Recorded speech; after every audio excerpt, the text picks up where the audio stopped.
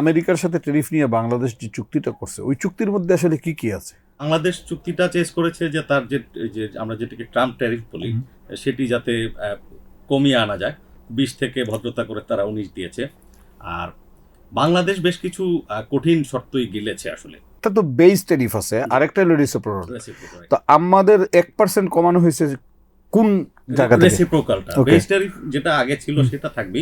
19% হচ্ছে যেটা প্রথমে 37 দিয়ে হুমকি ছিল, 37 এর পরবর্তীতে 20-এ এসে সেটেল হয়েছিল। এন্ড চুক্তি চূড়ান্ত হওয়ার সময় এটি 19 করা হয়েছে। তার মানে এখন 15 প্লাস 19 রাফলি কিছু পণ্যে 15 চেয়ে একটু বেশি কম থাকে বেস ট্যারিফটা আর কি। কিছু কিছু আইটেমে তো রেসিপ্রোকালেও জিরো করে দিয়েছে। সেই আইটেমগুলোতে কি কি আছে আসলে? এর মধ্যে যে যদি আপনি আমেরিকান তুলা বা আমেরিকান সুতা ব্যবহার করেন, তার থেকে আমরা পোশাক প্রস্তুত করে আমেরিকান মার্কেটে আবার পাঠাই, সেখানে যে বেস ট্যারিফটা যেটা সেটা আগে ছিল তাই থাকবে। 15%। জি, রেসিপ্রোকালটা তখন জিরো থাকবে।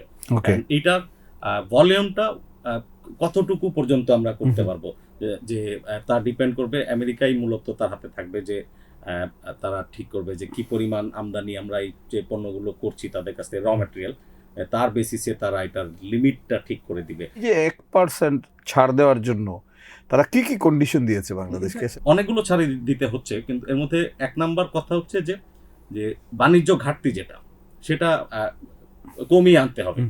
ফর এক্সাম্পল আমরা দেখছি বোয়িং কিনছে, তারপরে যে আমেরিকান গম কিনছে। কথা হলো যে আমি যদি $7 বিলিয়ন এক্সপোর্ট করি তাহলে ইম্পোর্টও করতে হবে কাছাকাছি ফিগার। এখানকার ইন্টেলেকচুয়াল প্রপার্টি রাইটস এটি আসলে সব বিনিয়োগকারী বা যারা ট্রেড পার্টনার্স তারা এটা অনেকদিন ধরেই বলে আসছিলেন। কিন্তু এর মধ্যে হঠাৎ করে বাংলাদেশ আসলে এই ট্রানজিশনটা বাংলাদেশের জন্য খুবই ইম্পর্টেন্ট। একদিকে আবার এলডিসি গ্র্যাজুয়েশনে যেমন আমাদের শিল্প কারখানাগুলো যে বাংলা স্টাইলে যেভাবে চলে আসছিল, সেখান থেকে হঠাৎ করে যদি তার উপর এটা ইম্পোজড হয়, অনেকে কিন্তু এর সাথে কমপ্লাই করতে হবে। এই ট্রানজিশনটা আসলে খুবই ক্রুশিয়াল হবে। চুক্তিতে লেখা আছে যে এমন কোনো পণ্য বাংলাদেশ ইম্পোর্ট করতে পারবে না যেখানে আসলে লেবার ইস্যু আছে, ফোর্স লেবার বা চাইল্ড লেবার যদি থাকে, বা এটা বেসিক কমপ্লায়েন্স আসলে। রাইট। কিন্তু এই কমপ্লায়েন্সটা আসলে বাংলাদেশ আসলে ওই ক্লাবে ঢুকে যাচ্ছে।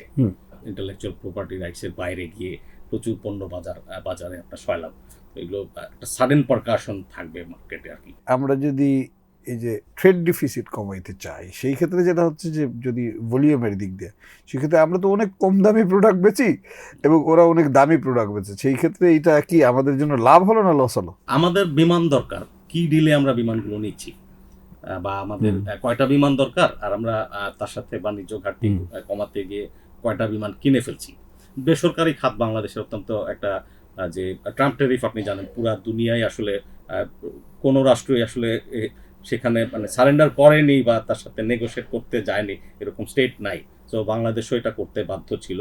15টা বা 25টা বোয়িং যদি বাংলাদেশ বিমানের জন্য কেনা হয় আর সেই আগের মতোই বিমান চলে, তাহলে কিন্তু এগুলো ট্যাক্স পেয়ারদের পয়সায় আই থিঙ্ক যে ইনভেস্টমেন্টগুলো will not be good investments. But আমাদের বিমান দরকার, বোয়িং থেকে কিনি বা আপনার যে এয়ারবাস থেকে কিনি। চুক্তিটা থেকে মিলিটারি পারচেজের কোনো ইস্যু আছে এখানে? মিলিটারি পারচেজের ইস্যু আছে। আমি একটা সিনপসিস অফ দিস দেখলাম, সেখানে যে বাংলাদেশ যে আমেরিকান যে মিলিটারি ট্রেড ডিল, এই জিনিসগুলো বাংলাদেশ মিলিটারি ইকুইপমেন্ট এগুলো বাংলাদেশ বাধাগ্রস্ত করবে না। মিলিটারি ট্রেড চলবে, মিলিটারি ইকুইপমেন্টের ট্রেড। দ্যাট মিনস যে আমেরিকান যে সমস্ত বিমান যুদ্ধাস্ত্র, কোনো অবস্থাতেই বাংলাদেশ এগুলো যে আপনার যে বৈষম্যমূলকভাবে বা কোনো লাইসেন্সিং বা আমদানির কোটা এগুলো নির্ধারণ করতে পারবে না, এটা বাংলাদেশ এগ্রি করেছে।